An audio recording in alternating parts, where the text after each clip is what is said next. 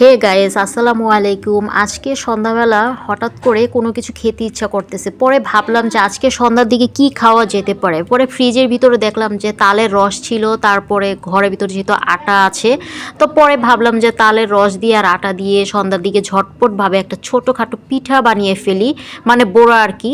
তো তারপরে এই দুইটা আর কি মেখে নিলাম, আটা, তারপরে হচ্ছে তালের রস, তারপরে অল্প একটু লবণ আর অল্প একটু চিনি একসাথে মিক্স করে এটা আর কি একটা ব্যাটার বানিয়ে ফেললাম। এই যে দেখতে পাচ্ছ কতটা আঠালো, এটা কিন্তু একদমই গোল হচ্ছে না। আমি চাচ্ছিলাম একটু গোল গোল করে তারপরে সুন্দর একটা শেপ দিয়ে যাতে বড়াগুলো ভাজতে পারি, কিন্তু কোনো রকমই এটা একটা কোনো শেপে আসতেছে না। তোমরা আবার হাইশো না যে এটার সাইজগুলো দেখতে এমন কেন। আসলে দেখতে অনেক বেশি মানে বাজে লাগতেছে, কিন্তু কিছু করার নেই, বাট খেতে ভালোই লাগছে। তো এখন একটা একটা করে আর কি ভেজে নিচ্ছিলাম। তারপরে এখন আমি সবগুলো একসাথে দিয়ে ভেজে নিব, কারণ আমি এই যে দেখতে পাচ্ছ অনেক ট্রাই করতেছি এটাকে একটা সুন্দর শেপ দেওয়ার জন্য, কিন্তু এটা কোনোভাবেই হচ্ছিল না, হাতের মধ্যে আর কি লেগে যাচ্ছে। বাট এটার মধ্যে যদি আমি একটু পানি দিতাম বা কি বুঝলাম না আর কি, এতটা আঠালো হওয়ার কারণে কি এটা শেপটা হচ্ছে না, আসলে কেন হচ্ছে না আমি এটা বুঝতে পারতেছি না।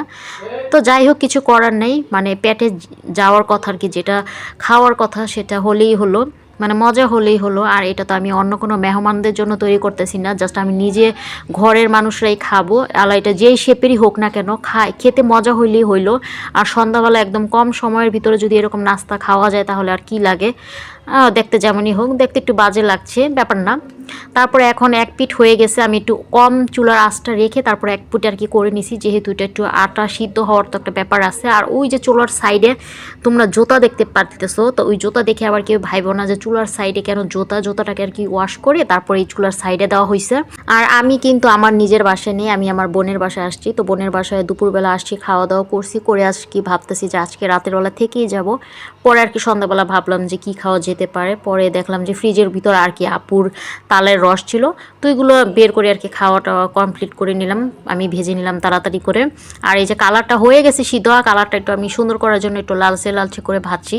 পরে আপু বলতেছে এইগুলো কি পুরো ফেলছো নাকি, পরে আমি বলছি যে না, পুড়িয়ে ফেলি নেই, একটু দেখার সৌন্দর্যের জন্য একটু লালচে লালচে কালার করলাম। এই যে দেখতে পাচ্ছ, বাট একটাও পুড়ে নাই, উপরটা আর কি একদম মানে ক্রিস্পি হয়েছে আর ভিতরে একটু নরম নরম হয়েছে। এবার সবগুলো একসাথে তুলে ফেলবো, তুলে এবার সবাই মিলে একসাথে আর কি খাবো। এখান থেকে বেশিরভাগ মনে হয় আমিই খাইছি, আপু একটু কম খাইছে, মানে সবাই কম খাইছে, আমি একটু বেশি খাইছি, কারণ আমার খাওয়ার ক্রেভিং উঠছে, তাদের তো আর খাওয়ার ক্রেভিং উঠে নাই। আর এখন এই যে বসে গরম গরম একটা একটা করে খাচ্ছিলাম। আর এরকম ঠান্ডার ভিতর কিন্তু গরম গরম এরকম তালের বড়া খেতে অনেক বেশি ভালো লাগে। প্রচুর গরম ছিল, মানে একদম চুলা থেকে নামিয়ে এখন খেতে বসছি, দেখতেই পাচ্ছ মানে হাত দিয়ে একদম ঠিক মতো ধরতে পারতেছি না, কি গরম রে বাবা।